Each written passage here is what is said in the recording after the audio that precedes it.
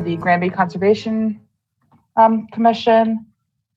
We'll start with the Building and Board of Health applications. So Kendall Street, is anyone here for that?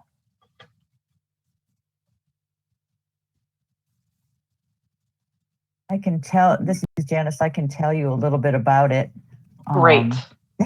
To start, right? It's been taking me a while to find these locations when they're given just lot numbers, you know, street and lot numbers. But I did find Kendall, and I drove by, but I couldn't really tell much. And so I also looked at Google Earth and sort of doing both. It's a forested lot. It's a new lot, and it's on the east side of the road. And I think it's east. Sorry. I did go there. I wrote out a little email about it. Anyway, I didn't see any problems in terms of wetlands anywhere in the area, but I didn't walk on the property. And I don't know what your usual procedure is or not, but I also did talk briefly with the building inspector about this one and the Morgan Street one. And he also said that he didn't think that was going to be, wetlands were not an issue on the Kendall Street one. Okay. And where did you say it was on Kendall Street? Sorry. Oh, that's right. Let me pull it out here. I think to find Kendall for some reason. Yeah, I know. It's in the area of 67 Kendall. That's the nearest house with a number, which the building inspector helped me get. So is it kind of that big lot behind it with a little bit of a driveway, kind of like a flag lot? No, it's actually roadside. There are two lots on as you're looking at it, it's on the right side. And there are two lots that are in woods, and then there are another couple lots that are in the open field just below that. And the first lot of this new section is more or less across from a driveway that goes way back into a house on the other side. And like I said, I'm going to share my screen. Okay. Hopefully people watching can see, and hopefully we're on the same page. So is it this area, like these two? I think if I could jump in, Janet, it's it's the front lot next to, it's one of those on Oliver, they're showing lots that are not, there's no address to them, but it's in the 67, 70, 72, 76 range on Kendall Street. Those are addresses that exist. And you can see it on your map, Amanda, where the 72 is on a house. So, so is it the one above, the one I highlighted? Here, I'm going to try to highlight it. It's that one there, or this one? It's either that one or the one just below it. Okay. Yeah. And that's why I was hoping somebody would be here from the property. When you look at the septic system design drawing, I would choose the lower of the two lots that you were just highlighting, only because the topography matches what they show on their septic system design. So it's really, you've got to be Sherlock Holmes here to figure out which property we're talking about. Sorry, I'm trying to turn on all my layers. Habitats. There are wetlands in the area, but they appear to be removed on other properties. Yes. It looks like there might be a stream that kind of goes south nearby. Yeah. Whoops. Oh no, this is me just pulling up the historical.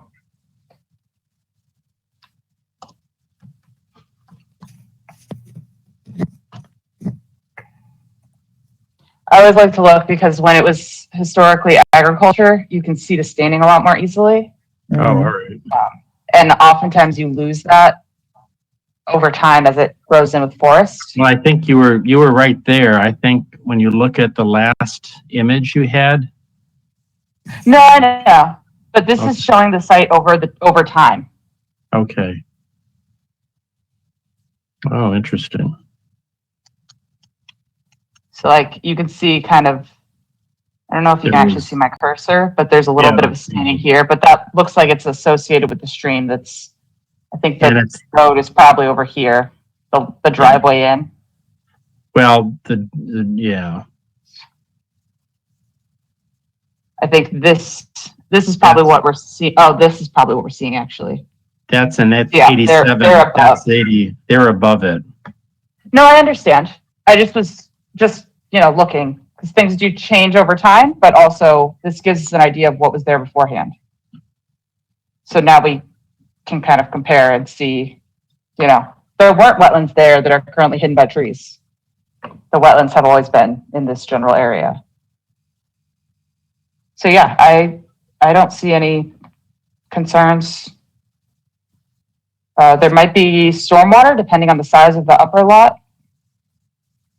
but that's not us. When you look at Oliver again, the topography on the northern boundary is actually the crest of a hill. So as you go to that northern lot, the grade falls away downhill. So if there was stormwater on that upper hill that you've got highlighted, the other lot, it would actually drain it would drain towards Kendall Street and not towards the south. Yeah, but that's irrelevant. That doesn't matter. Stormwater standards dictate that if you clear land change over 1 acre has to file. Not for us. It's different permitting. It's MS4, construction general permits. So but just something they should be aware of. The lot you've got highlighted is not the property though. Okay.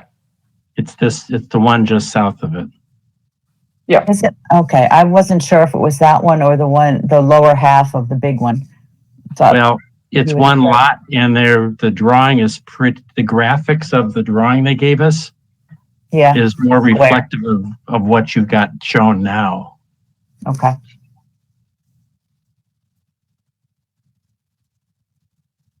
I'm never going to find it in my email. I know. I was just going to try to do that too. I was like, where is it? I think she sent it earlier. Like it might have been last week, maybe. Yeah, I have no idea.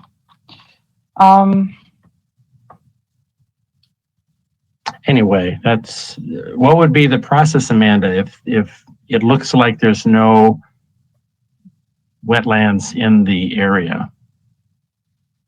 Well, I mean, they are within the 100-foot buffer, so it would be an RDA. Typically, is how it would be done.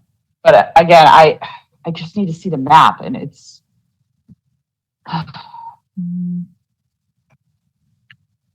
can try and find it, but I feel like it's gonna take a while.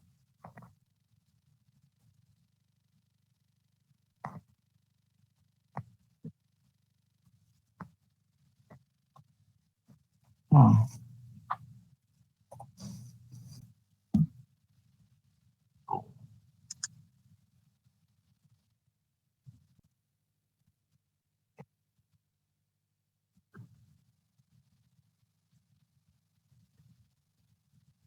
I actually didn't even think I was going to make the meeting tonight. Just so happened I snuck out of work early.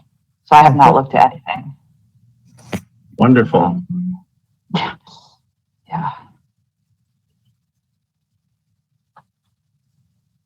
Yeah, I don't.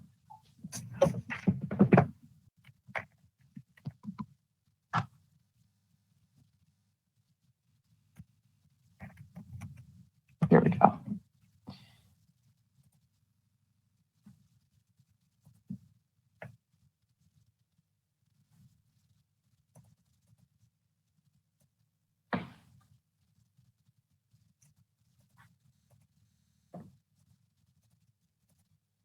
I'm looking at the lot image now, and it looks like it's got 150-foot frontage on Kendall. Mm-hmm. So. Yeah, but that doesn't really change much. It looks like the stream is probably on there. Likely the driveway and things will be within the buffer zone. Where's the stream? I didn't notice the stream, I'm sorry. So can you see my pointer on here? Yes. Actually, there's a draw tool. Oh, this. Okay. Oh, okay. So it looks like if this is the narrow lot, it Uh-huh. looks like it kind of goes under here, and under Kendall, and possibly under the driveway abutting. Oh, I didn't notice. Okay, I'll look for that.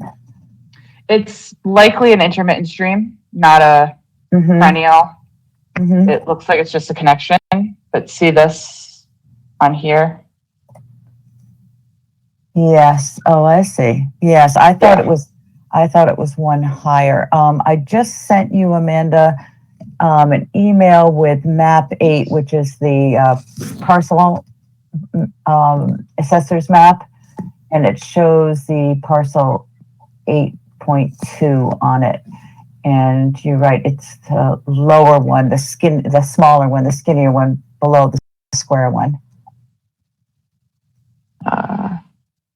8.2, yes, okay. Yeah. Cool. So yeah, it looks like it's just an intermittent stream.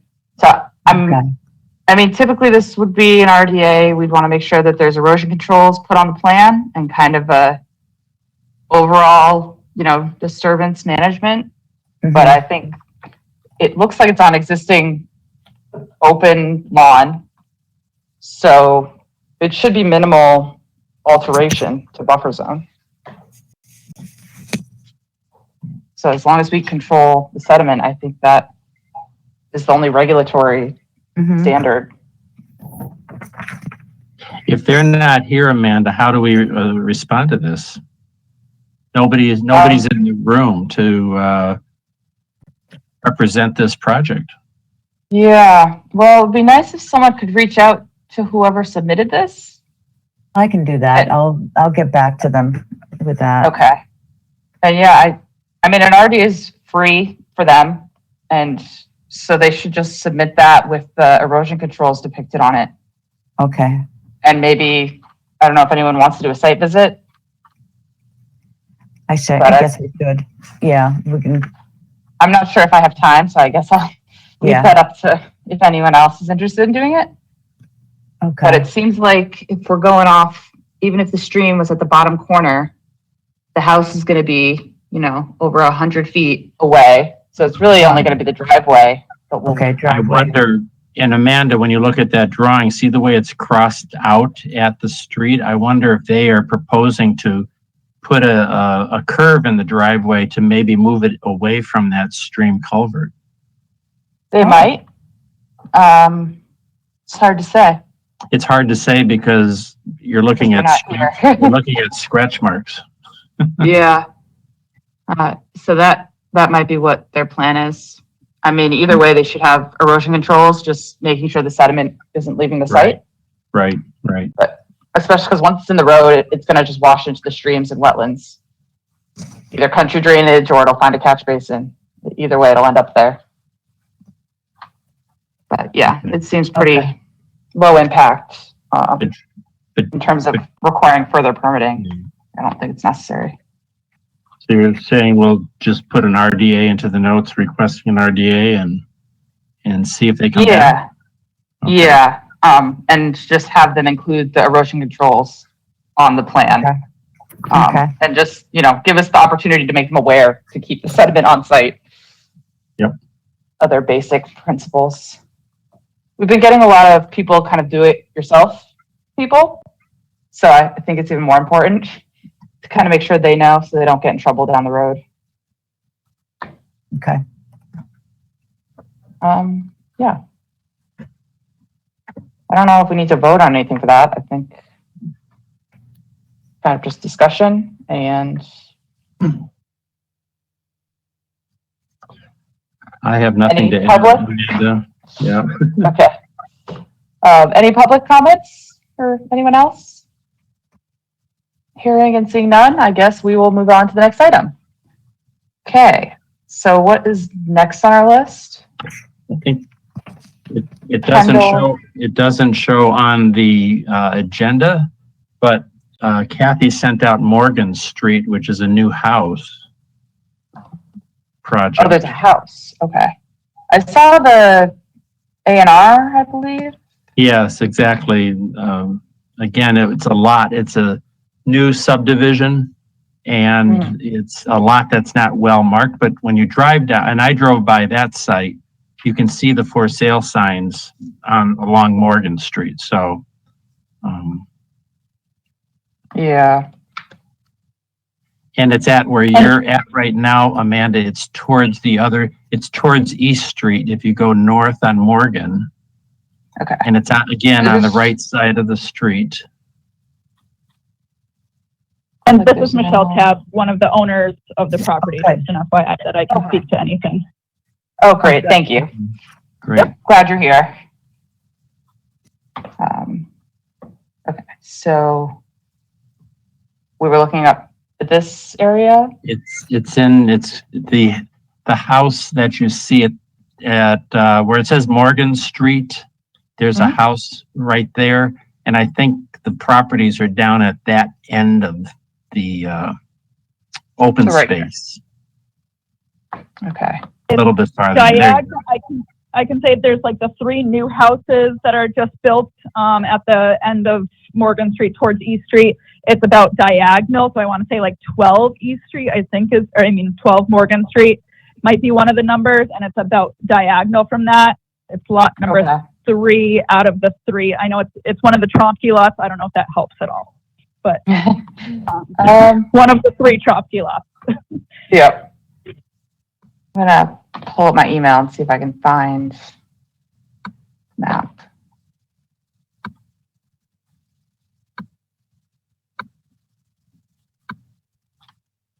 I don't think the subdivisions are plotted yet, so. No, but it will give me an idea of the That's location of things. Yeah. So. And this is lot number 3, I guess? Yes, the lot number has changed quite a few times, but it is the official lot plan that shows the 3 in a row. It is lot number 3. Perfect. Okay. The septic disposal permit listed as lot 5. Correct. Wow. Yes, because that was before when it was lot 5 and 5, 6, and 7, and then it got redone, and they were 1 through 3. So I apologize for that, but it's a moving target. Yeah. Is this one?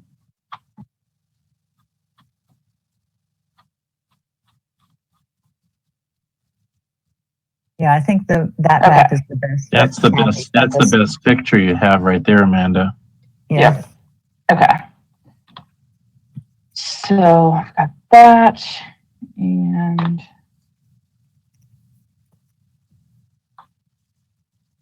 I'm just open all of these in my tabs so we can see what that is. And that. And I'm gonna take a look at the historic aerials, because with the ag fields, that's where I've seen so many bad things happen. When it goes from agriculture to residential, things are missed with the wetlands all the time.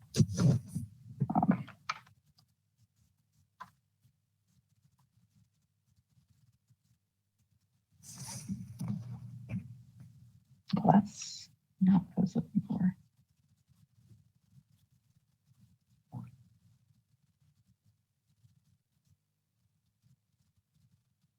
There you go.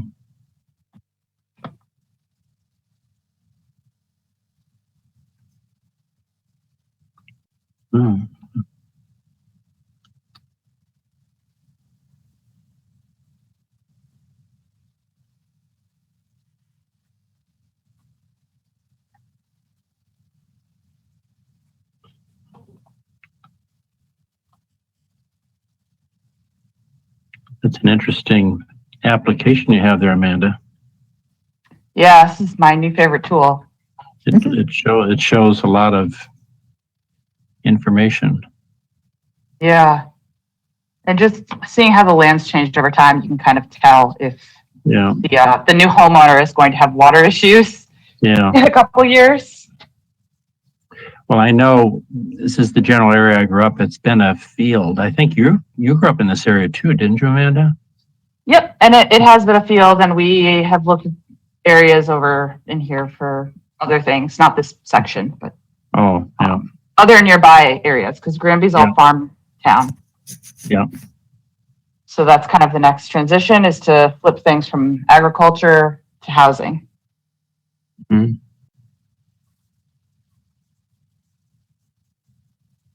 It's loading very slow.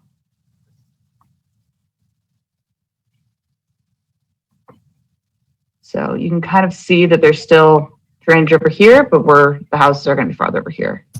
So that's good.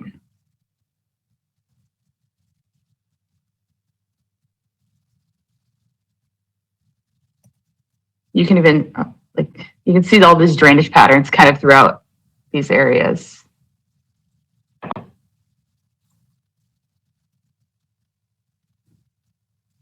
I mean, I think we should just do a site visit just to kind of confirm, but it looks like it's probably outside of these wet spots.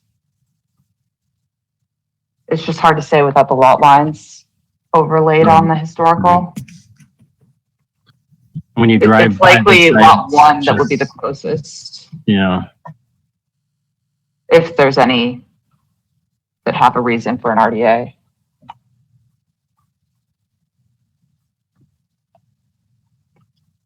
How current, does that go up to 2018? Is that the most current?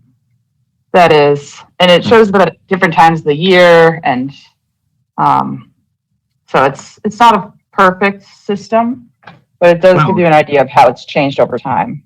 Yeah, I think it's very good, actually.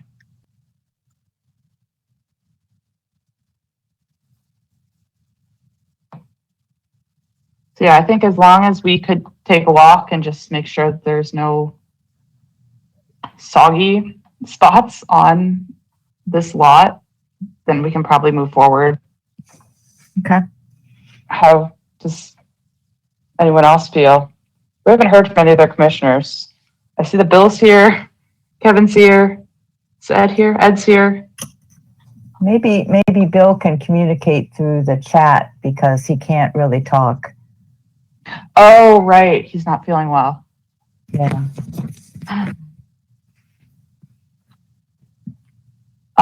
So the caller, sorry, I've missed your name. Michelle for this Tapp. property. Yep. Michelle. Yep. Do you mind if we go and do a site visit just to walk around and then No, that's totally fine. kind of go from there? Okay. Yeah, that works. Now, not to be a pain, but do you have an idea on when?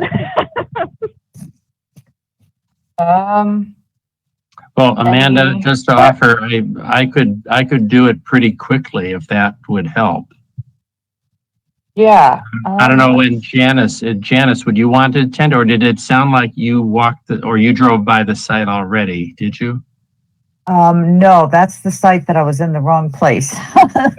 Oh, you were in Wrong South road. Hadley. That's right. Yes, I'm thinking it went across, Morgan went across. So I could not find it. I drove up and down.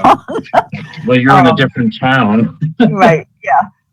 I could do something, Dave, like tomorrow morning, late morning or something, or noontime-ish, something like that, if that works for people. Well, let's I also communicate. have Thursday.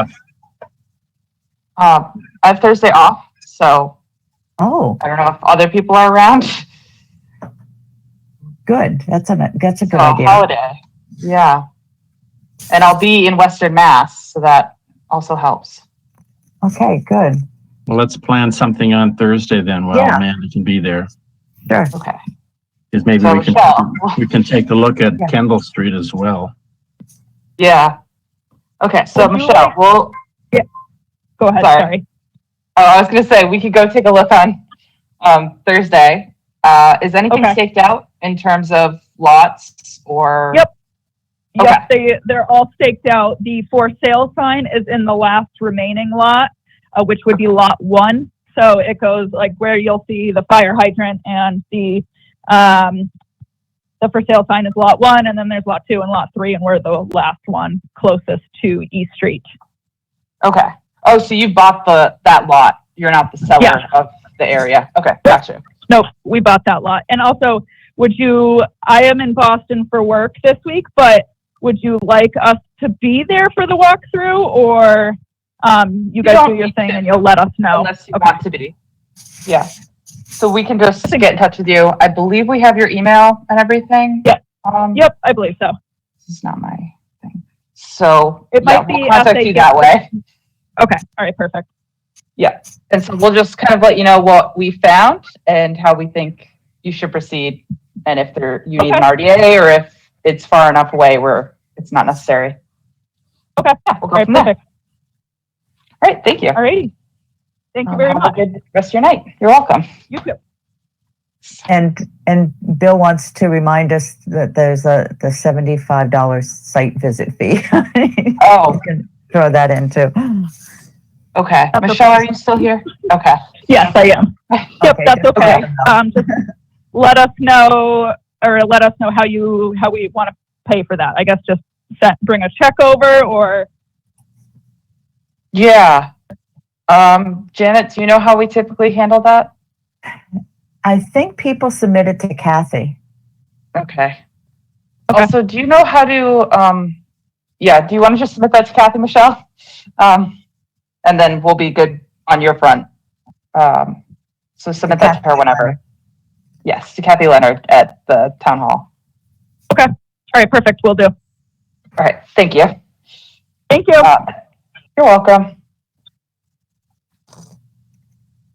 And then Janice, do you know how we go about adjusting fees and things? Because I feel like we should not be charging people for site visits. It should be for RDAs, which also include a site visit or something. I don't know. Right. It's making it so that people don't want to come to us because they don't want to pay $75 for us to take a look at the property. And that's the only way we can make an accurate determination that we can, feel comfortable with, instead of making them go through a process they might not need.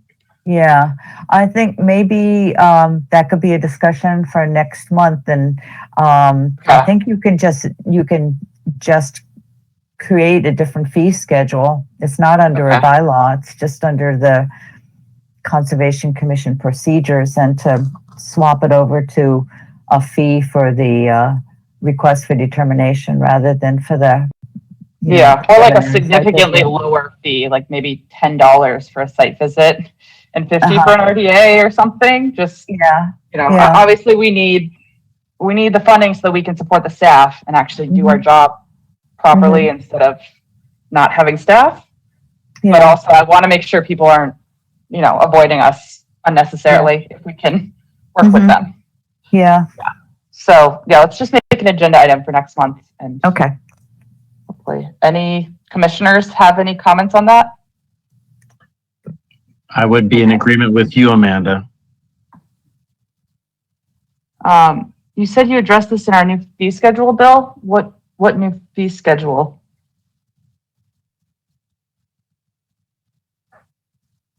Because I feel like the new fee schedule is the $75, and we've already had one person basically tell us not to come to his property.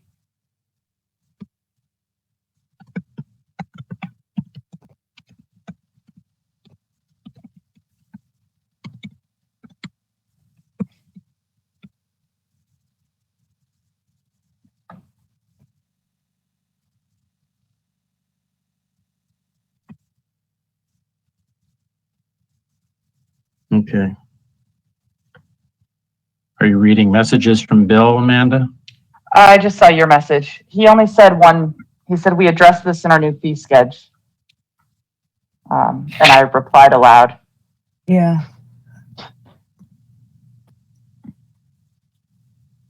So I mean, I don't want to waste too much of our time unnecessarily, but I think it's worth a discussion.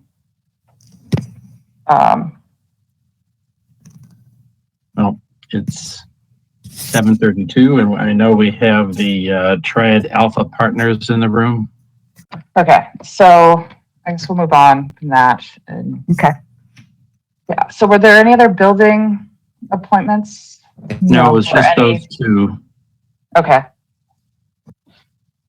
So the next item is RDA for Triad Alpha Partners LLC to see whether work and boundaries of resource areas depicted on the plans and or map referenced are accurately delineated and or the jurisdiction of or subject to the Wetlands Protection Act with regards to property located on New Ludlow Road and known as map 5D1 and D11 in the town of Granby. New Ludlow Road. So New Ludlow Road and South Street. between or on? It's at it's the lot basically across from the La Flamme's blueberry farm. So you're looking at it right there. This here. And it goes all the way towards the Stony Brook. Okay, I'm going to It actually includes Stony Brook. pull up my email.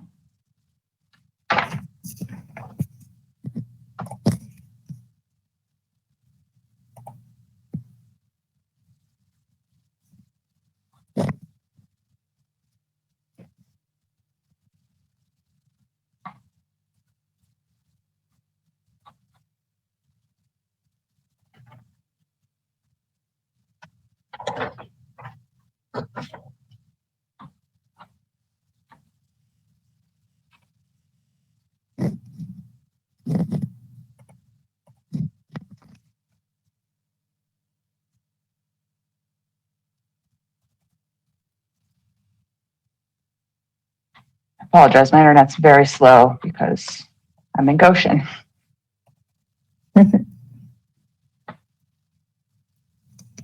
So, is it? Oh, the Granby Cannabis Cultivation Project? Is that what it is? Exactly. That's it. That's it. And I think that document, if you go to, I think it's document number 4, and Mr. Bernier is in the room. So there you go. If you flip down there, one or two more pages, you'll see a site plan that they're proposing for the greenhouses. Yeah, I mean, if it's easier, I can There share you my go. screen too, just because they're separate documents, and that's, rather large. But, whatever works easier for you, that's fine. I mean, all the Yeah, documents. I'm just not sure about sharing. I guess that's the only concern. The Sharing, ability. caring. Yes. I mean, sharing's good. I just meant, Okay, so it's within Riverfront? Is that? It is. Oh, and buffer. and Nope. wetland. So actually, I'm going to have you scroll up. Let's see. 1, 2, 3 maps there. Let's go to the next one. Okay, here we go. This one? There we go. Yes, that one. I think that map probably gives you a little bit better concept of what's out there and whatnot. So, from a regulatory standpoint, we'll give you a little bit of history of the site first. I mean, it's an old agricultural site, field crops. Some of the fields are in current production. Some of them have lain fallow for several years.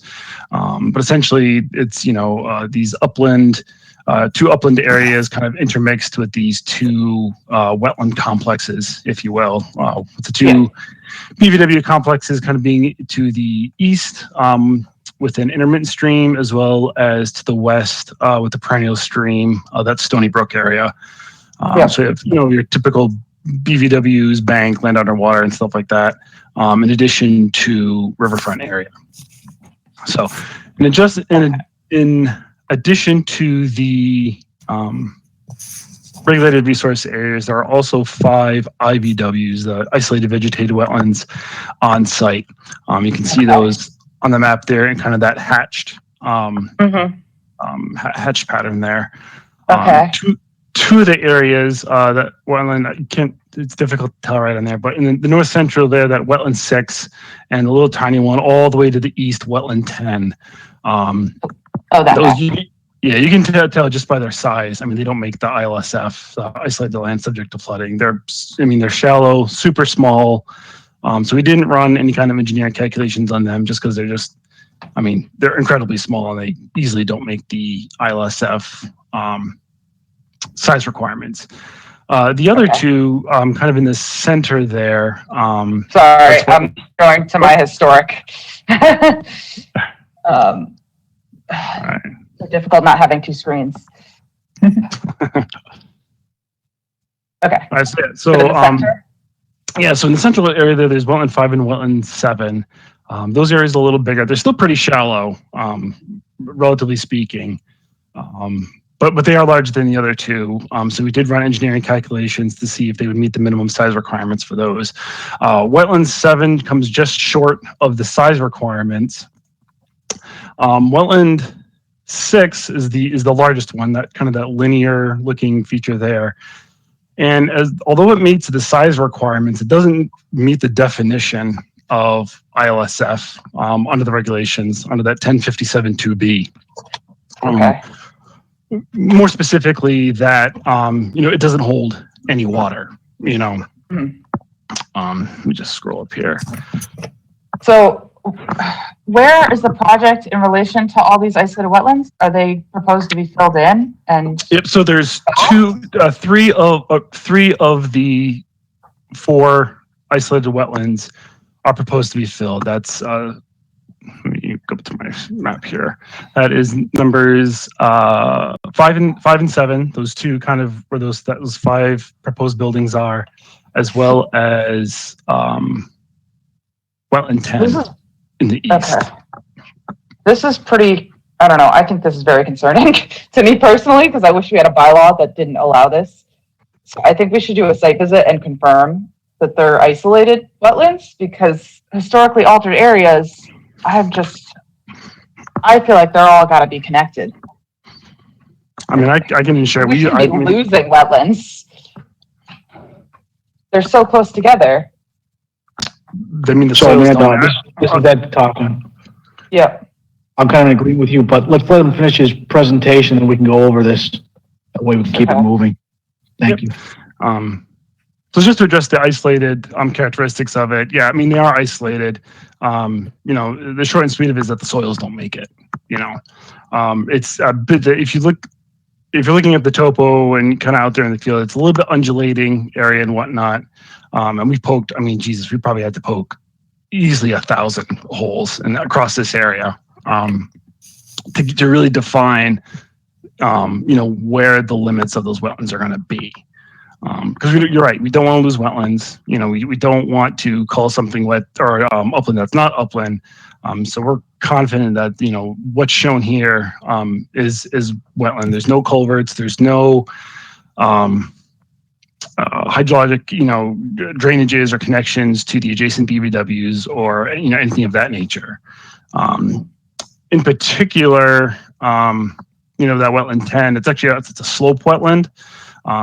And that one's an easy one to see. I guess the other two would be the more the two of the more difficult ones out there. I mean, we went out there, I think 4 times total to redefine this line and really get a really strong line and justification of why those are isolated.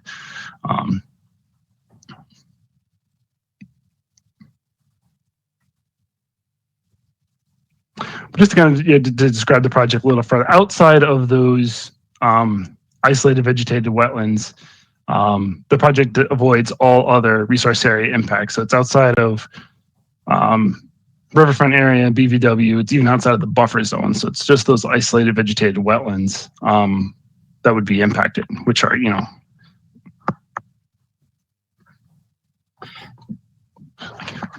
Chase, could I ask you a question? This is Dave Desley. Sure. I'm looking at, and I noticed what you just said, that you're outside of the buffer zones as drawn on the map. But I know, and you announced it in your literature, which was very excellent, very intense. But these 7 glass greenhouses, I suppose they're saying they're about 400,000 square feet of building on the in combination, and you've got parking associated with these structures. And I don't know if these are gravel lots. I couldn't find the type of impervious material being used. But what struck me was I didn't see any stormwater management on this. And I don't know if this is too early to ask that, but when you're covering so much ground, and certainly buffers and wetlands are all important, but how do you control stormwater or runoff from these buildings? And is that shown somewhere in the literature that I just didn't find? Or are we too early to talk about that? we have a couple gentlemen on the line here. We've Jonathan Miller. This is Peter. I'll take it. This is Peter Zagorda. Yeah, we're just a little early on. We have a civil engineer on board. We just have not designed the stormwater drain yet because we need to resolve this isolated wetlands issue first. We can't further design our project. Secondly, I mean, I can address that it will be all impervious gravel parking lots. You might have a short run of asphalt coming into the site at the very top, but then the remainder of it will be gravel.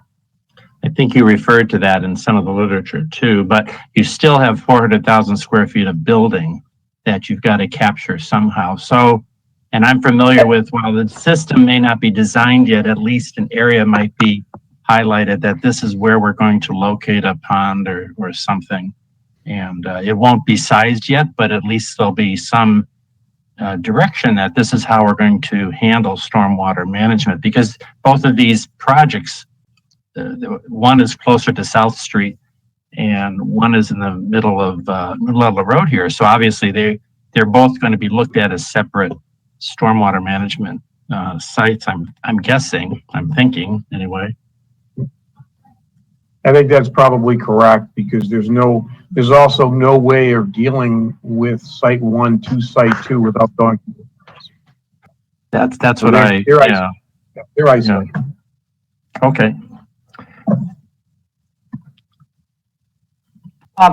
Additionally, I have a feeling that you've built this out so that everything goes right to the very edge of the buffer zone, but I don't see that being realistic to the actual site development. Even if we were to agree with the delineation and all of these parameters, you've built right up to the edges all around. So I don't see how that would not result in impact. Additionally, the use of gravel, snow plows are just going to plow that gravel right into the buffer zones. So I'm actually opposed to gravel this close to proximity. It's much better to have curbed areas that can capture the polluted water from the roadway and treat it before it reaches the resource or infiltrate it in some way. So I mean, they're not there yet, but just, yeah. Right. Well, one thing to remember too is that, this is designed to be outside, the limit of work to be outside of the buffer zone and regulatory areas. So, as the regulations are written, the jurisdiction ends at that limit. So if in the future there was an impact for whatever reason, say a plow came in and plowed a bunch of stuff into the buffer zone, whatever, at that time that would be a regulated impact. So until then that happens, under the regulations, under 310 CMR 10, that's where the jurisdiction ends, unfortunately. Okay, so but Amanda, we're happy to take some of your input like that and put it in our design plans. And maybe what we do is we make an area that we can stockpile snow and plow to, and rearrange our site plan a little bit. and that's we're happy great. to take those comments. Excuse me? That stuff is great, but just so the commissioners are also aware, this RDA, we have 21 days to make a determination, and I don't think we have sufficient information to make a determination that this is outside of all of our resource areas. When you've built out to like the last inch of what you're claiming is the buffer zone, and we haven't confirmed. I just think this is way too complicated a project to come under an RDA. Yeah, this is Ed. I would agree with that too. Plus, they're asking us to lock in the boundary lines. We've never done that as a commission in the past, and I think in the past that the option was if they wanted us to lock in the wetland boundaries, that we needed to hire a peer review to physically go out and check every flag. So I'm not sure if they're willing to pay for the environment, because that's not coming out of our budget to verify the wetland boundaries or certify that they're accurate. So we can't do this in 21 days. Sorry, go ahead. Let me understand what you're requesting. You're requesting a peer review to define the actual wetlands and make a decision on the isolated wetlands? On everything. on everything. Everything. That's just been the, this is Ed Chaplin talking again. That's just been the policy of the commission since I've been on, 10, 15 years now. So why don't you, can you give us some feedback on some budgetary numbers for your peer review or get a quote on it? And, Chase, you correct me if I'm wrong, then if he agrees with your calculations on the isolated wetlands, or Amanda, you can correct me if I'm wrong, then you're in agreement with the isolated wetlands and the delineations of the current wetland buffer zones, and then we can actually go forward and design the project based on that. Yeah, I'm wondering if it's worth doing an ANRAD process that could be peer reviewed. Just to give you that. Quicker. Sorry, what was? No, I agree, Amanda. That would be probably a more prudent thing to do, but Because, like I said, I might not personally like that we could lose wetlands, but I understand that if it is the regulation and it does meet all the criteria and you legally can do that, then, that's a moot point, and I'm happy to concede that. I want to make sure we do all our due diligence before we let any wetlands get filled in, regardless of whether they're isolated or not. Well, Amanda, what's the difference between the two processes? For an ANRAD or for? This is I just mean, officially, you're not supposed to confirm wetland boundaries on a request for determination. The DEP has told us that before, that officially you should be using an ANRAD process if you're going to confirm wetland boundaries. And I know that's what Bill had mentioned to me too. And I know it's weird. I'm sort of acting a little bit like a puppet. So hopefully he'll chat to everybody on that. But when he and I talked about this, he felt that the best way to go was to do an ANRAD as well. Maybe as Ed was saying, because that's the way that the commission normally handles these larger things. And because there's going to be such a large project there, it doesn't feel comfortable or correct to immediately sign off on the whole project without having a peer review of those wetland boundaries, and not just the IVW, of all of them. It's a significant area, and we need to make sure that it's accurate. I mean, that's just, commonplace, especially for a commercial project. Also, I would say that for the pricing, so if you do the ANRAD with the intent of being completely outside of jurisdiction, and we can lock in those lines, and then you can work within, model within your footprint, and that you're good, because you have those, lines locked in. So that's one option, or you could do the NOI process. And I have a feeling they're going to end up being very similar either way, because there's going to be a peer review to confirm the lines, either, and the jurisdictional boundaries. In terms of the filing fees, I can't speak to which one would cost more, because I believe that ANRAD is based on linear feet of each resource area, but it's not to exceed a certain amount based on the project type. And I'm not sure what that threshold is, versus the NOI process, which again is, I would have to be looking at the form. And I can So understand. it might be your choice. Sorry. That they would probably want to get their boundaries locked in before they proceeded with the plans for the access, the buildings. And we're also concerned about any of the utilities that are going to have to go in for this project that are not shown in the, sort of the conceptual plan at this point, but often become part of the issue when you're dealing with wetlands. So it'd be good to get those boundaries locked in. Yeah, Also, go ahead, I'm sorry. Sure, this is Ed Chaplin talking. If I remember correctly, there was an enforcement order on this property at one point several years back. Somebody had tried to start a farming activity, and they did there had to be some enforcement because of some damage to some wetlands. I'm not sure if that was cleared out or not, but I just want to bring that. Some commissioners were not on the board, the commission at that time. And I want to say it was probably 10 years ago. Yeah, I'm not familiar with that. Chase, do you have a feeling here on which is a more streamlined process? So our choices are an AMRAD or an NOI. Is that correct? ANRAD, Essentially, yeah, that's correct. ANRAD.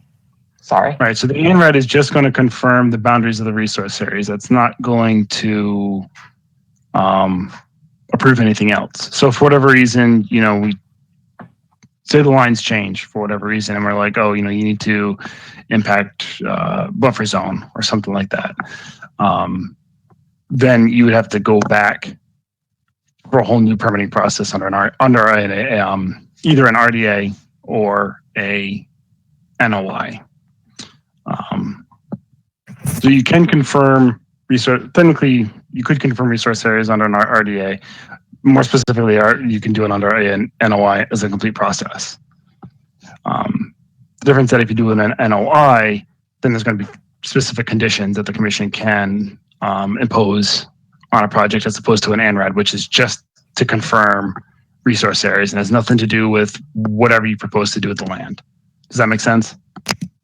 Yeah. So I think at this point, we probably want the ANRAD, it sounds like. Will that also deal with these isolated wetlands? Yes, I believe it would address that as well. And also, I've got the fee calculator. So if we were to go with the ANRAD, it would be not to exceed $2,000, and it would be $2 per linear foot per resource area. Is that including your peer review or no? No, that's just the base filing fee for what's submitted to DEP. Okay. You get the base filing fee of $2,000. Do you have an approximate estimate on your? And I won't hold you to this, but an approximate fee for the ANRAD for the peer review? I do not. I'm not even sure what the size of this lot is. 92 acres. Yeah, I have a feeling it would be a pretty. Well, the other thing to remember, sorry, man, I didn't mean to interrupt. The other thing to remember too, Peter, that if we're going to do the ANRAD and confirm lines, you can omit certain things. So because we're only going to confirm the things that we want to. So like the western edge of the Wetland 9, like we don't need that confirmed. We're nowhere anywhere close to there. Or like that Wetland 6, that little pocket in there, we don't need to look at that because we're nowhere close to there. Or even the whole inner line of I got you. I understand what you're saying. You know what I mean? So it would pare that down a bit. 2,000 feet it adds up rather quickly on a site this size. But just from more of a timing and from a peer review perspective, that would reduce it a bit. Okay, so my other suggestion is obviously we need to go quick before the end of the year on this. So why don't you let us have a conference call tomorrow, guys, Amanda and Ed and everybody else, and we will get back to you on which avenue we'd like to pursue. And then we'll pursue it through one of those avenues, and then we'll come back for the design review portion of the project and the when it comes to the storm drain and all of that. We'll at least get the buffer lines established so that we know where we can build. Yeah, at least know like your developable footprint and envelope. Yeah. And then we can design accordingly. Yeah, and it does, from looking at the form I just pulled up, it looks like it might be $1,050 per building on the site. So that's we're not sure about how many buildings we're actually going to have at this point because it's actual. All right, I just wanted to throw that out there for that NOI versus ANRAD process. The NOI would be building within a resource area too. That wouldn't be building, that doesn't apply to buildings on the site. That would only be within the resource areas or buffer zone. Yes, correct. Well, so usually they look at the entire site because stormwater is included. But it's under the Wetlands Protection Act, so it's only would be for buildings or appurtenances within resource areas. I'd have to double just saying cases it's one, and you're saying it's multiple, man. You can show her the regulation, Chase, and she can see it. Yeah, I mean we can cross that bridge if and when we get there. So. Yeah. All right. Just because I've seen it for subdivisions, that's why I'm I'm fairly certain about this. I work in Framingham and we have to deal with this stuff all the time. That means if you had a 100 lot subdivision, you'd have 100. So Amanda, that means if you had a 100 lot subdivision, you'd have $100,000 in fees. I think there's a threshold or something as well. It doesn't Things get weird, but we'll cross that bridge when we get there. Yeah, I do a lot of development. And that's I've never heard that before. But okay, so Chase, we'll schedule a call, Amanda. We will basically try to pick a direction, and we will get back to you in the next couple days with our direction, and then you can figure out the fees accordingly. In case you can go back and forth with them. I have a question here about procedure, though. First of all, the commission needs to make a decision within 21 days of the receipt, unless you folks are willing to extend that deadline.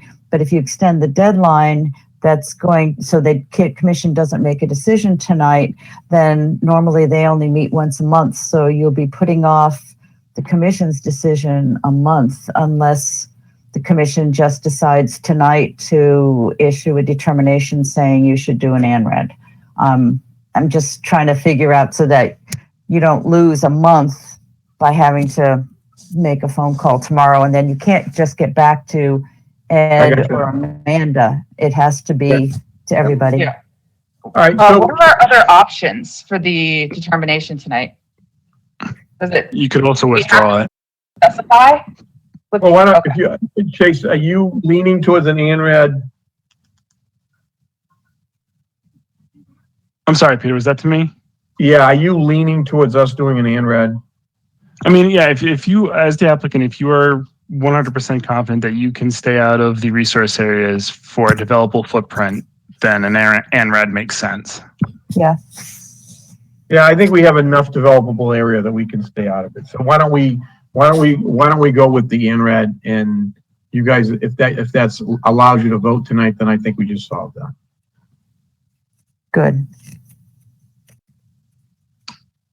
So I think from a procedural standpoint, I mean, we could withdraw it, withdraw the RDA instead of having a negative determination, because that's going to take time. Or it'd be a positive determination, but yeah, you're right. That's Then what you have to wait. We're going to have to come back next month and decide what to do. We'll lose 30 days. Right, guys? If you have to vote, actually, right? I couldn't hear that. Sorry. If we withdraw it and we decide we want to do the ANRAD, then can we get the town's consultant on board ASAP and get that done ASAP? So I believe we could vote to do that. Also, there is a positive option that allows us to say either option is required, either an NOI or an ANRAD, which then doesn't pigeonhole you guys into making a decision just yet. Yeah. But I think would that give us the opportunity to make a vote to secure our peer review? No, you'd still need to get Emily's estimate. Okay. But could we initiate that process though? I think we could, if they can get something back to the commission right away. If they just withdraw this tonight without prejudice, and then can submit an ANRAD, let's say, this week or soon, and you agree. But if you, or I'd say otherwise, and we can send this information that you've given us to our peer reviewer, so she can start doing an estimate, that would maybe help the situation. Even if you can't get the new one in by this week, but if we can use this material, if you feel that will work as for our peer reviewer. I mean, knowing Emily, it might be. I also know that she is wicked backed up. I mean, her schedule is.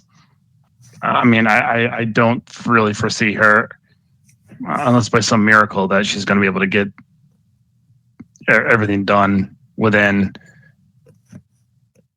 I mean, if you submit an ANRAD, it's going to be on the next meeting, which would be, I think that's the 13th, something like that, 14th?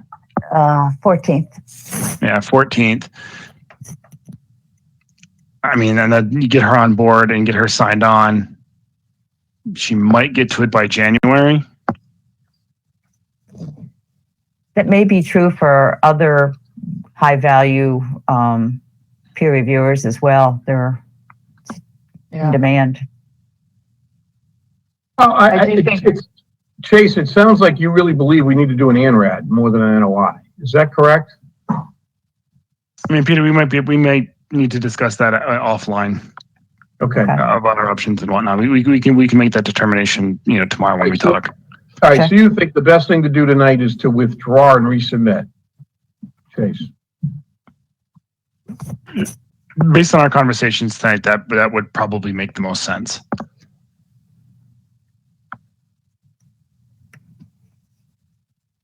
Okay, then let's do it. Let's do that. Let's do it that way. John, do you have any input here, or would you like to say anything?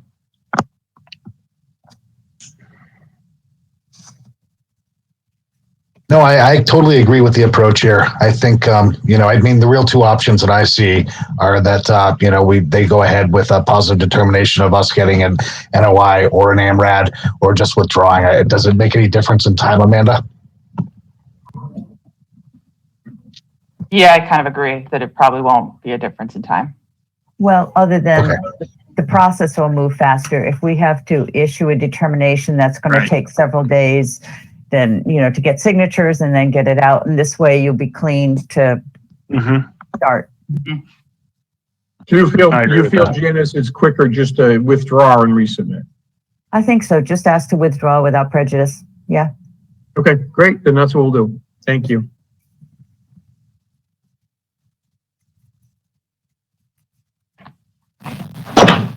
This is Ed Chaplin. Do we need to get that in writing, or is it just the verbal tonight is adequate, Janice? I think we can count on it, but it'd be good for them just to send us an email or something, so we have it in writing for the files. I can send that to you tomorrow. Thank you. Appreciate that. Okay. Thank you, everybody. And I'll have it in the notes. Okay, good. Have a great evening. Thank you. Thank You you. too. Thank you.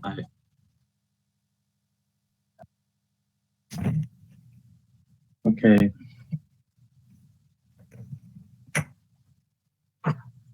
Whew, okay. The next one's Nathan Booton. So I can tell you a little bit about Nathan. I mean, I did email him and his consultant today. I know I should have done it sooner, but I did it today and said, look, it's been a long time. And are you still planning on doing something? And please let us know if you aren't.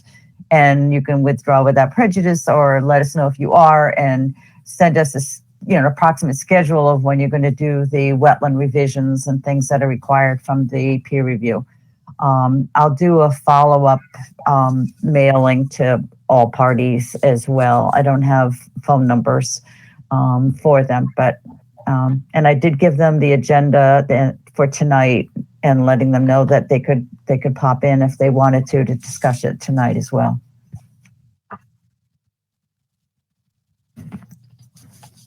I think someone told me that they thought they saw the land was for sale. Again, I'm not sure, but No, this is Dave, and it's on Zillow for sale. So it's been there since April or May. okay. So maybe it'll be off by next month, but I'll let you know.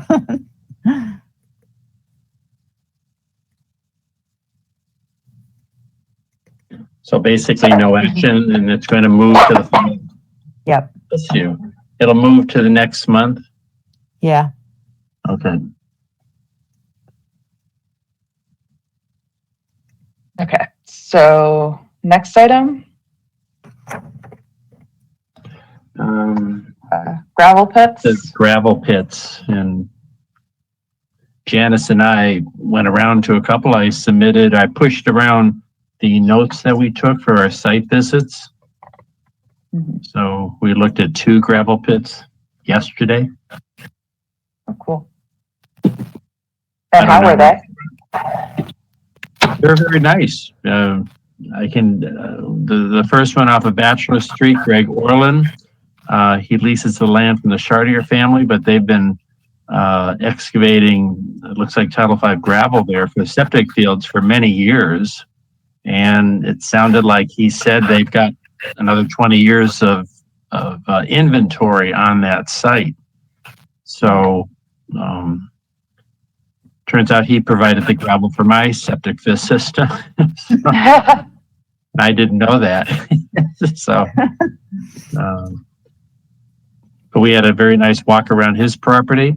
And then we went from there to meet Adam Ondrick off of Chicopee Street, which is really a phenomenal gravel pit. I would recommend anybody of the commissioners, and he did give us the invitation to come, and he'll give a private tour of that property. But Janice, I was very impressed with how he's handling stormwater runoff using a number of drainage ditch weir structures that capture rainwater that doesn't get absorbed into the soil, but captures it and allows the water to set and have the sediment drain out.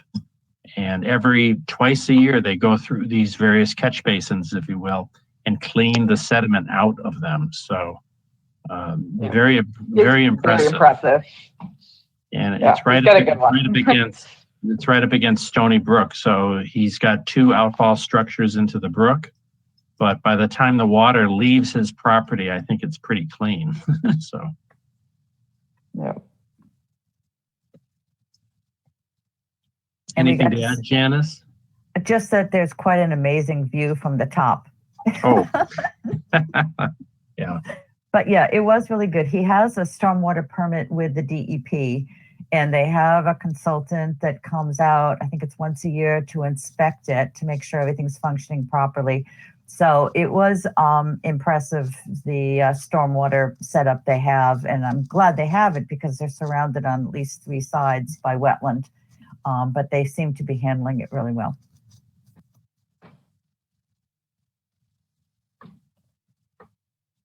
So I guess what we'd say is that maybe the commission, if they're willing, can vote to agree to approve and sign the gravel permits for these 2. We don't have one for Naraki yet.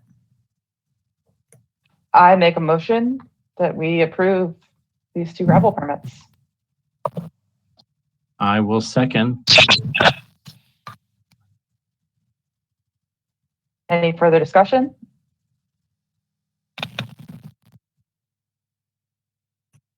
Okay, I'll take a vote. Dave? I approve. Ed? I will recuse myself on both permits. Okay. Kevin? Approve.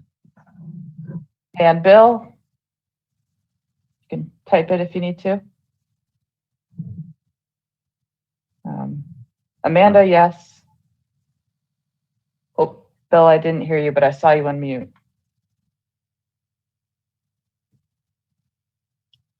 So did Bill approve, I guess, Amanda? I don't know. Oh. He could do a chat, but maybe he's having a problem with that. Oh, he said A. Okay. Yep, Oh. he said yes. Oh, okay. All right. So that's 100% approval. Okay, Yep. so I'll contact Kathy tomorrow and tell her that we've approved it, and then I will also send you guys all a reminder to email her, allowing her to use your signature. Yeah. Yes. Fine for you. And for Okay, those sounds who good. haven't done the certificate of compliance for Boardway, please email her about that one as well. Okay.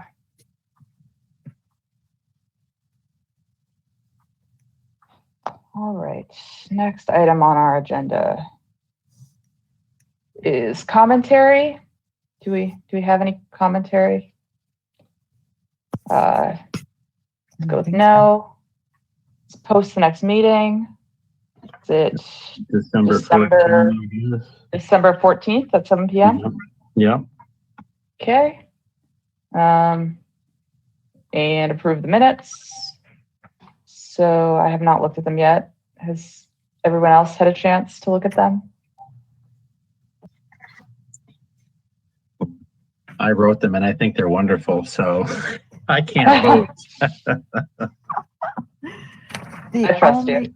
The only, and it's extremely minor, on page 3, section 7, under news and announcements. Yep.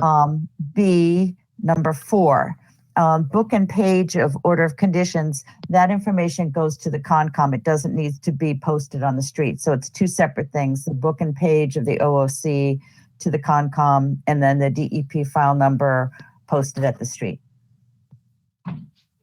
Okay, could you say, I'm trying to find where you're looking. Okay, it's under the 0 Phillips circle. It's page 3, item 7, section B, and then it's Roman numeral 4. Gotcha. Book and page. There you go. Okay. Yeah, so that just has to be given to the Concom. It doesn't have to be posted, but the DEP number needs to be posted. Gotcha. Okay. So it's excellent notes, very minor distinction.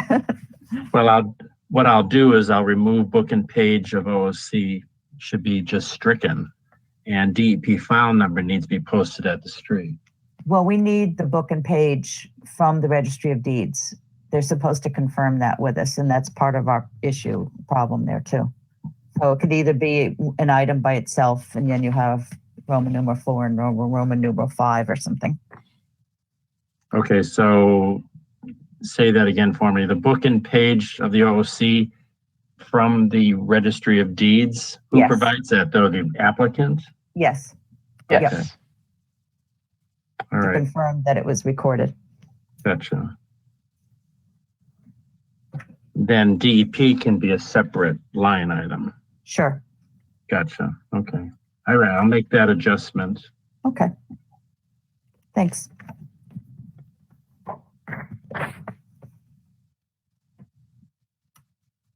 So I make a motion that we approve the minutes with that adjustment.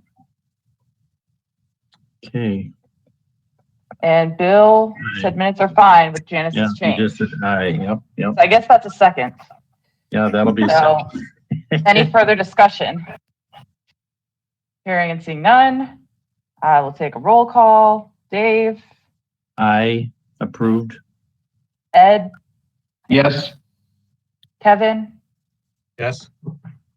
Bill. I think that's a yes. Oh, no, that's your last message.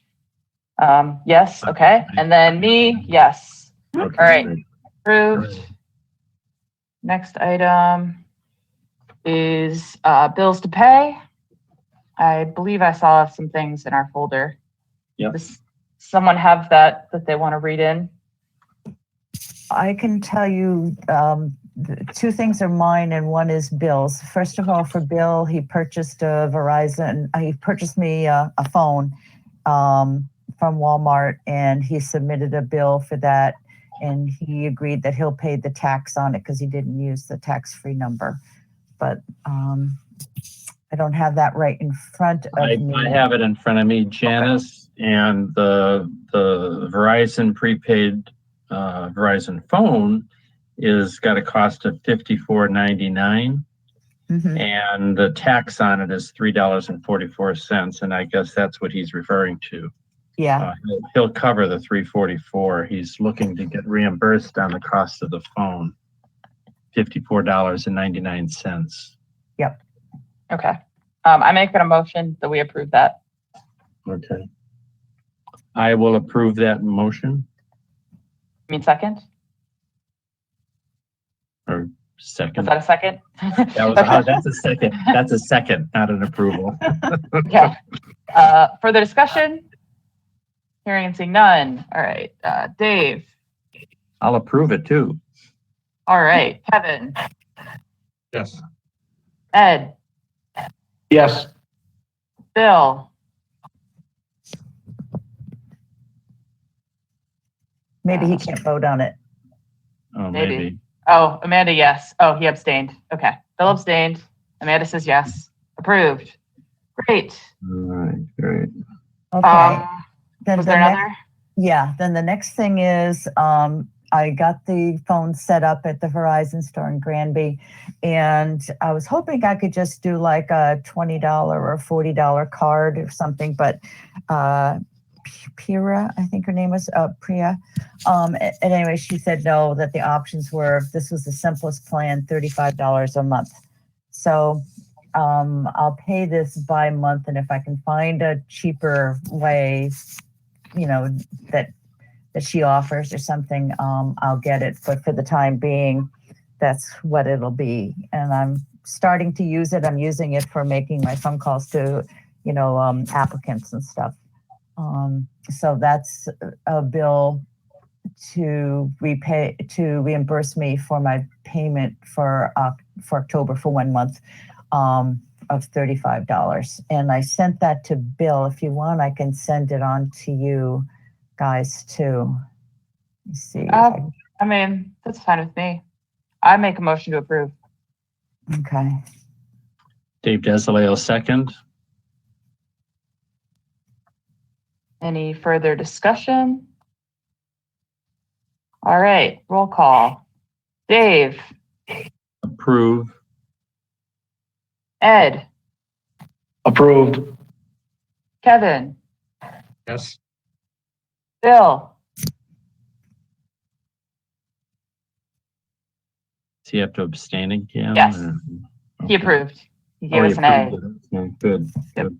All right, passes. And then Okay, I'm and then my last thing is my hours for October, and it altogether was 36.75 hours. I don't think it'll normally be that much. This had the site visit with DEP for West Street, and also a few hours extra in Kathy's office trying to go through all the orders and notices and stuff like that. So it varies week to week. That comes out to about 9 hours a week with the 36.75. So that came out to $918.75. And I believe that was, I have no idea how much is in your different fee accounts and stuff. So maybe Bill can chime in on any of that. I believe it was going to be taken out of the site visits fee account. There's enough in there, I hope. I believe so. I make a motion that we approve. Is Okay. that Second. okay. okay? I have a second. All right, so roll call. Dave, Approve. Kevin, Approved. Ed, Yes. Bill, I. All right, and Amanda, yes. Okay, thank you. All right, approved. Were there any others, or is that the last? Nope. That's That's, okay. that's all I know of. Okay. Financial account updates? Anything for that? Anyone? Zed, I'm at the library. I didn't see anything here in the Okay. folders for financial. Okay. Let me just double check again.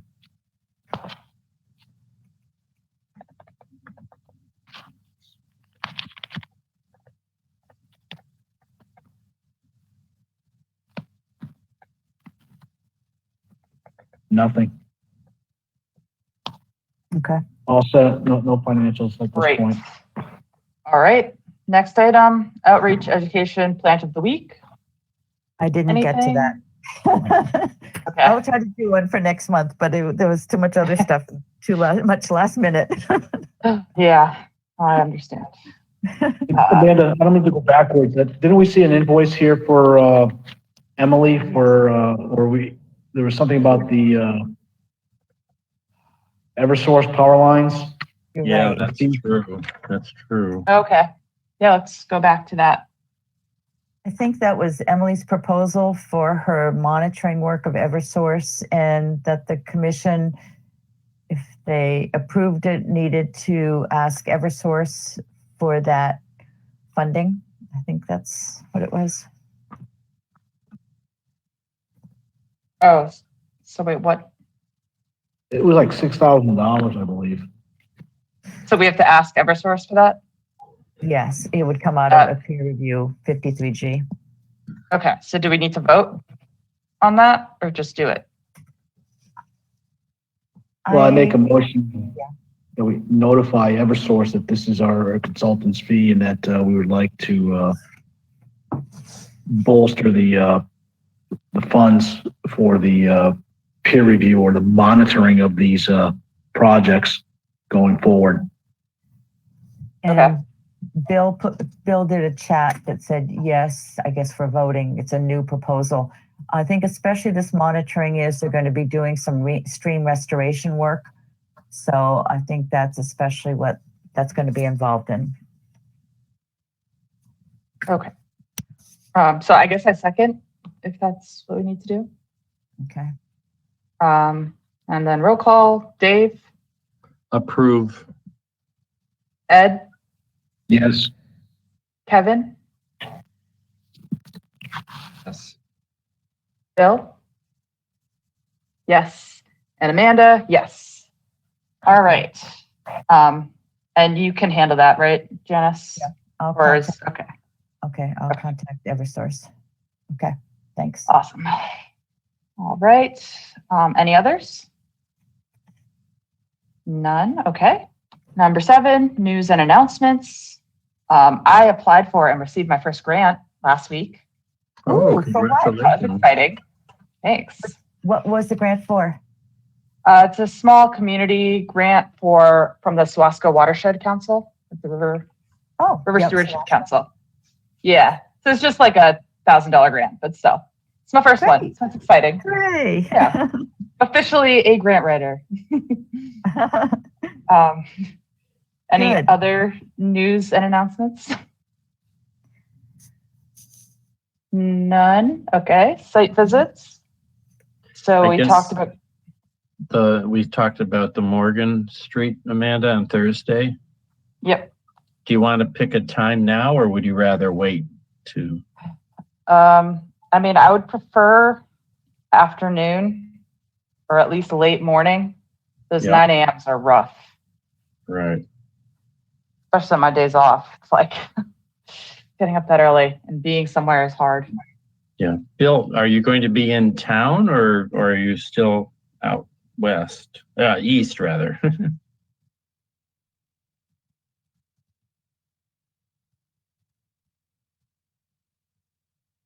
Thursday.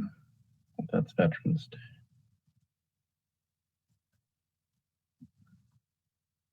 Okay.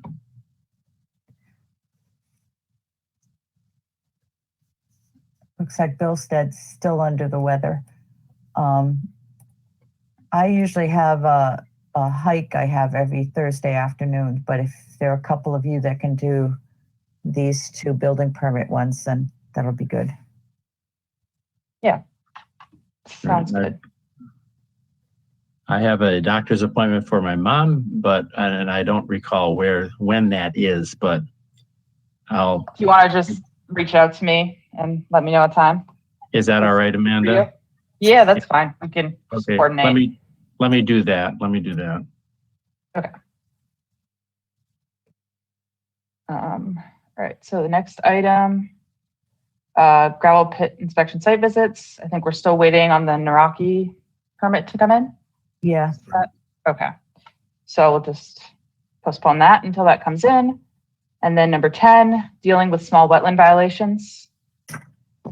This, Yes. Janice? Yeah, that was just, I got an anonymous complaint and both Dave and I did a drive-by and agreed that it was a problem, was an issue or whatever, and we weren't sure how to handle it. I thought it was a good thing to just discuss with the commission. Someone's dumping a bunch of leaves, lots of leaves across the road. So it's not on their own property, it's on someone else's property. And so I thought maybe one way to do it, that I've done it before, like in South Hadley, because you can't really prove whose leaves they are. I mean, not without more effort than it's worth. Is there's a stretch of maybe 5 or 6 or 7 houses right there, and to just send a letter to each of them just sort of saying, this is a reminder that people shouldn't be dumping yard waste or leaves into wetlands. And I sent I know it's all late in the day, 2 different possible info sheets. One is from the Granby Concom, living and working in wetlands. It's a regular, 8.5 by 11. And then the other, that's the format that a lot of people have used and just changed it to fit their town, but basically has the same kind of information, but it's in sort of a 3-fold instead. Yeah. So Okay. Janice, are you suggesting here that the commission would write a letter to a half a dozen or a dozen houses?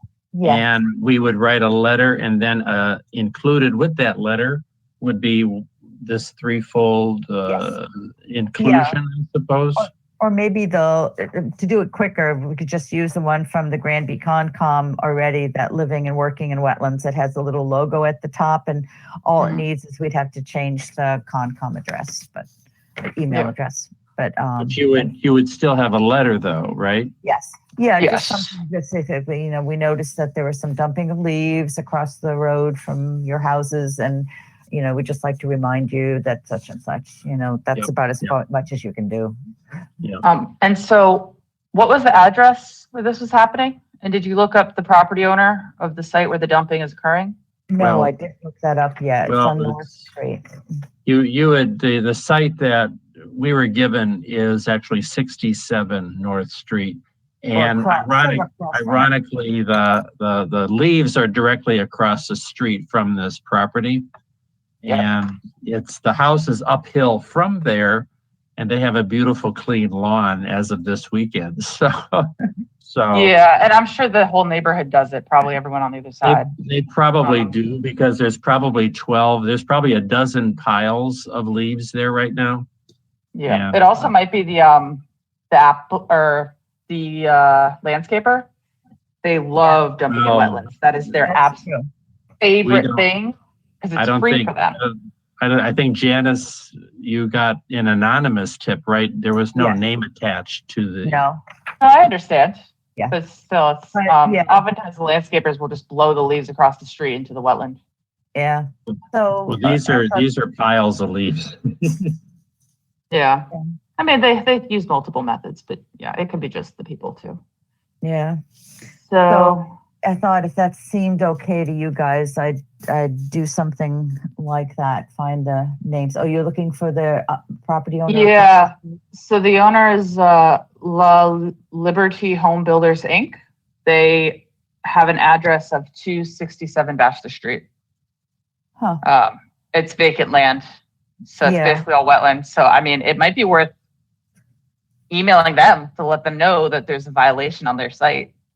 Oh, If it doesn't stop, it's going to become an issue for them. Like, they are ultimately responsible if we were to do an enforcement order.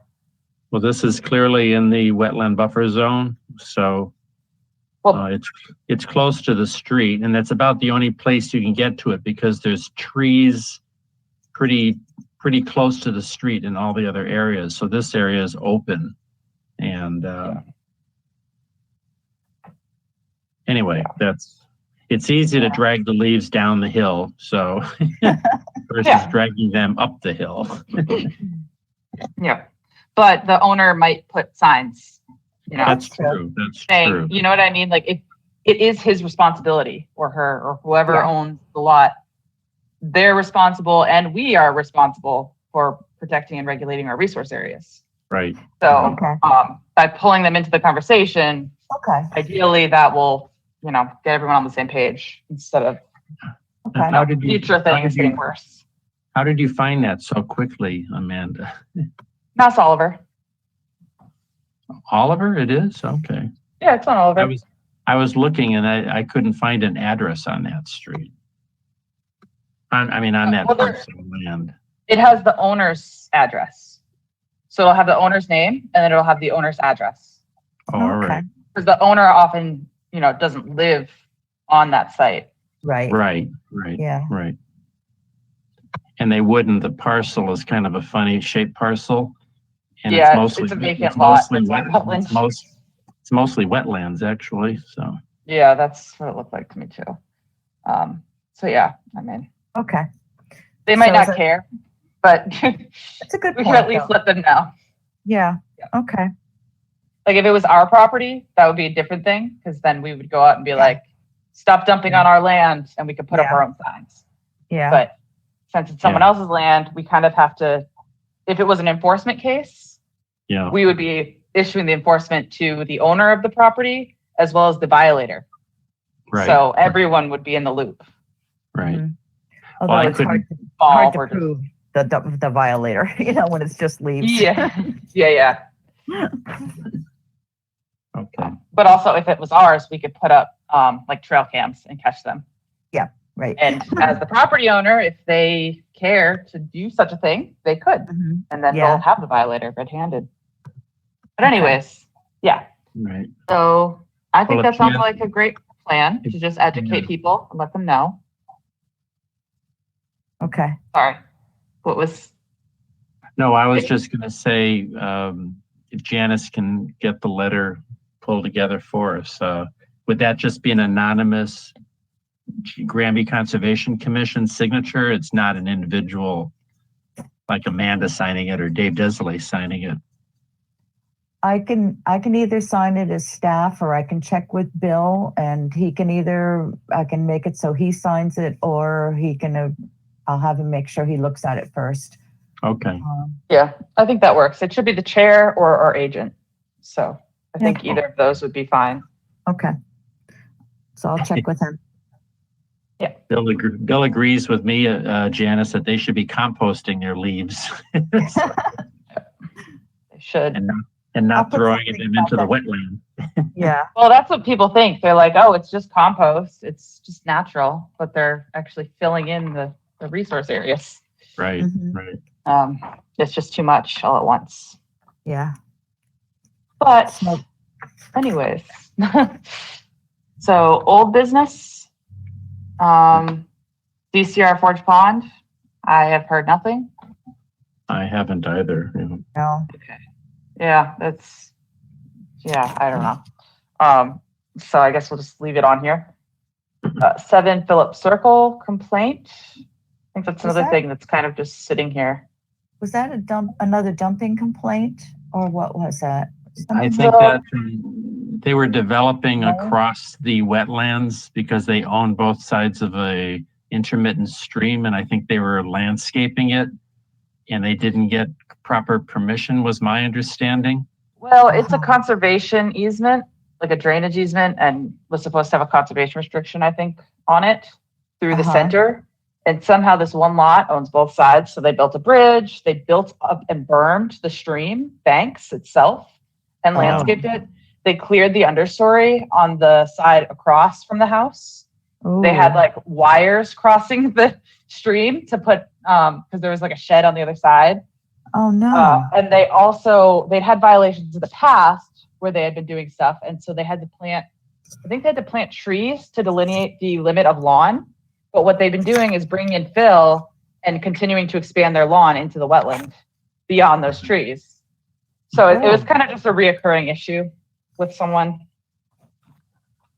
And yeah, so it came up as a complaint. There were discussions, and I don't know if anything really moved forward with that. But Al Weiss got involved to do the delineation stuff, and Oh. yeah, so I'm not really sure what happened in the end with that.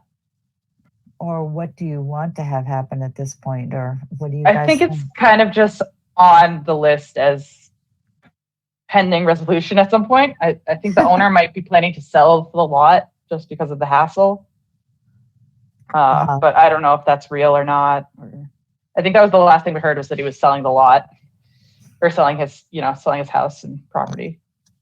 But it's kind of just keeping it on our radar in case Okay. other things happen. Okay. So someone at some point has already contacted him. It sounds like he's even maybe had a Yeah. violation notice before or something too. Or Yeah, not? and I know I've been on the site, and we had a site visit at least once to go Okay. check it out. There might have actually been twice. Might have been the first time and the second time with Al Weiss. Okay. I just don't recall what, if there was a resolution. Okay. But I'm not, it's not really high priority. It's kind of just one of those Okay. things where we want to keep an eye, and hopefully he took the hint and isn't doing those things anymore. But, yeah. Maybe. Okay. Yeah. So, yeah, it's just there. And then actually, there's another complaint that I had been contacted about. The Cindy Gasberry contacted about Adam Jimmo, or the Jimmos. They own some land and they've been building a road and clearing trees, and it's riverfront and buffer zone. Oh. I just need to look up what the address is real quick. It is so it's off of Crescent Street and Ken Lane. So there's this really weird shaped parcel. Here, I'll pull it up actually.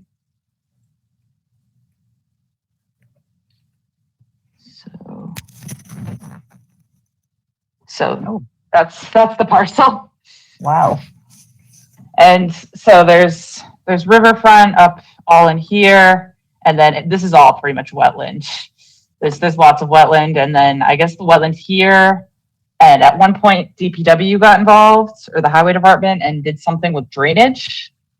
So I don't really know the history there, but there were stumps and some other clearing, and there's just all kinds of things happening over there intermittently. I just haven't had the opportunity to really get in. And are they trying to put a new house on that property somehow, or? They might be. So yeah, and the person who contacted me lives at 14, this little square right in the middle. Oh, wow. Yeah. So I mean, she just doesn't know what the rules are, and I guess they're also not very friendly with her. Mm-hmm. So she allowed me on her property to go and kind of check things out. Well, that's nice. Yeah. And yeah, I basically told her that since we didn't have staff when she'd reached out to me, I'm like, until they really start doing something or trying to actually build, usually we just don't have the ability to do anything. Yeah. And then once they try to do a building, then it comes to us and then we can address everything. Yeah. No. But who knows how much damage will be done by then. So I don't know. So could you see any damage? Could you see cutting of trees in wetland, or not really? I could see tree stumps and stuff. They also are parking a bunch of, storing a bunch of vehicles out here. Maybe like boat things and cars, equipment. They're just trashing things, Amanda, or just the storage? I mean, it looks like it's right next to her house. Storage. Okay. Yeah. And there's also some weird stuff with like what the property lines are, because supposedly this house and this house share a portion of this road. I have to turn. It looks like it looks like a gerrymandered political district. Yeah, so it's got some other weird issues to just add to the complication of it. Yeah. Like I think she had mentioned that on her deed or whatever, this part is kind of cut in half, and they both own half of it. And then up here it becomes their property, the Jimmo property. But again, I don't know any of that for sure. And you're right. Until they want to do something with the property, the commission doesn't have any authority to go in there and stop them. So yeah, so it's kind of whatever we can observe from the street or from other people's properties. Yeah. If someone notifies us and invites us onto their land. So that was kind of how it had worked. And I could see that there were tree stumps and things back in here. I could see that some stuff was happening, but it's really hard to make out exactly what was going on. Mm-hmm. And also it seems like the wetland likely goes into her yard as well. But if you look at all the historic aerials, that you can see the stream with a crossing, and Like this is all historic development from pre-Wetlands Protection Act. So there's kind of a lot of more or less grandfathered in lawn that's wetland at the same time. So it makes it harder to have these conversations. Right. Because, then I'm out there and I'm like, oh, well, this lawn is technically wetland, and, you really shouldn't be composting your leaves in wetlands. So, like, at the edge of her lawn is where she's composting the leaves, but it's turn around and file a complaint against her. So I try to use the things as, educational opportunities. And she does use it for gardens and stuff afterwards because it turns to compost. So it's a double-edged sword, but it is within lawn technically. We get into these weird gray areas where it's like, we can't police every single inch of everyone's land, but we can encourage people to steward their land sustainably and to come to us for permits when they're warranted, I guess. Okay. So, yeah. Okay. So I'm not really sure what to do about that, but if anyone wants to take a drive by or dig into that further, by all means. Okay. Well, I'll note it in the notes what you discussed. So. Okay. The last thing there, the GCC application protocol, we actually voted on it last meeting. I was delinquent in getting it to Kathy, and we received, of course, Morgan Street. I think Kendall Street made it under the wire, but certainly Morgan Street application, the building permit just arrived yesterday. So Bill asked me, does that fall under the 2-week requirement? In other words, what we had approved was any new projects coming to the commission needs a 2-week review period, so that the commissioners are on board when they're reviewing the project. I didn't know if that should apply to a building permit, and Bill wanted to discuss that before we just give it to Kathy to get it on the website and such. I mean, I think typically building permits would be people just walking in to find out if they need to file something. Right. So I don't think we need the review, and it looks like Bill agrees. Because it's really just kind of an initial computer assessment to be like, is there any indication based on GIS maps and historical imagery that indicates there could be jurisdiction within, proximity to the site or the project. And then from there, we would kind of dive into whether we think a filing is warranted.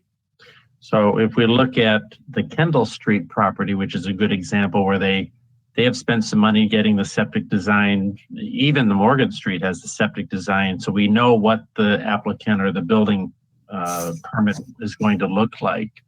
Having it arrive the day before or even the day of, which I've seen happen, is fine.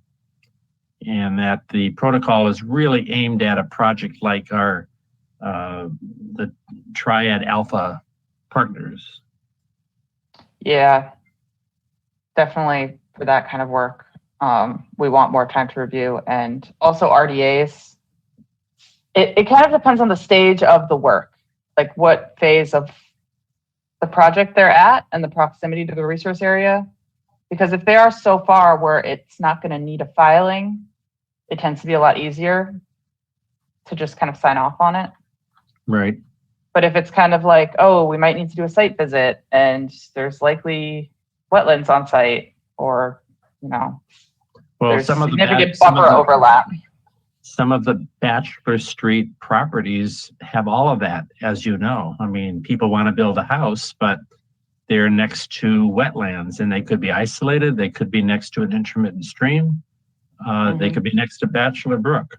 So, yeah, and that's why it's nice to have staff to kind of review and kind of give people initial reviews. But I don't know how comfortable Janice is making those, decisions outside of us for providing guidance. You mean for the building permits? Well, just when, kind of the preliminary review of whether an RDA is warranted, I guess. Mhm. It's like, is there any possibility of buffer zone overlap Mhm. onto the site that could trigger the need for an RDA? Just I to think- expedite that. Yeah, I'll try to do that. I'm still trying to figure out how to find out exactly where the site is, and that's why I sat down with the building inspector this week. Is like, how do I find these? You know. Yeah. So he had to pull out maps and things as well to show me. Okay, this the closest structure is such and such number. So now that I'm beginning to understand it a little more, I think it's still helpful to have the Concom's input, because I'm still new at the town, where things are, what the wetlands are like in town here, and your process. So Gotcha. I think for the time being, we Right. can be sort of flexible on it, and you never know when they're going to come in, but I'll try to get the information on location so that we can all get it in Well, order. the applications all call for lot and block and block number. You know, that's how they're identified. There's nowhere on the application, and usually if it's a new house and if it's a raw land site, the post office hasn't announced what the neighboring properties are. But like Kendall Street is in an area that there are neighboring properties. So it would have been very helpful to say this lot is close to, adjacent to, across the street from, and Yeah. just give us an idea of what the address. Yeah. So I guess, Janice, if you could help track down that stuff before the meeting, Yeah. so that you could help streamline our internal review, Yeah. or like and our on-call review, it'll be faster. Yeah, we were finding, Mr. Briggs said that, a lot of these are coming in, and I said, well, there's so many lot 1s and lot 3s on map 8, like how do you, even on the same road there can be. And so he was explaining, I was asking, well, where can I find these ANRs? Can I find them, if I ask the planning board? Well, the planning board, signs off that something is an ANR and doesn't need any further approval, but I don't know where those maps go. It looks like Kathy was able to find one for the Morgan Street, which really helped a lot, because Mr. Briggs and I couldn't find that map. But so he doesn't necessarily get them until they become building permits, but I think I'm going to work with him and see if we can, if something comes in without it, that we ask for a map that shows the approximate location on the road and the nearest numbered structure, so we can make sure we've got the right spot there. Yeah. And maybe you can talk to Kathy about planning board's process, and if they would be willing to share these A&R plans so that we at least have them on file when the building permits come in. Yeah, and she may have them, being as she works with the planning board. So I just didn't get that far, but yes, I will. Yeah.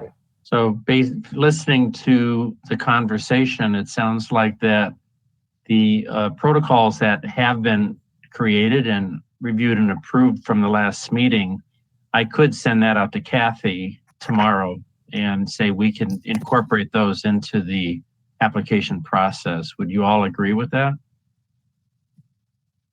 Think so? Yeah, I agree with that. Okay, great. All right, All hopefully right. And Bill says yes. Yeah, he says please do. So that's clear direction. All right, great. I guess we can turn it back to you, Amanda. So that's the last item on the agenda. Yeah. Okay. So I guess we can adjourn for the night at 8:52. I make a motion to adjourn. I will second that. Great. All right. So Bill, roll call. Excellent work. Oh, we're looking for a yay or a nay. Aye. There it is. All right. There you go. Ed? Yes. All right. Dave? Yes. Kevin? Yes. And Amanda, yes.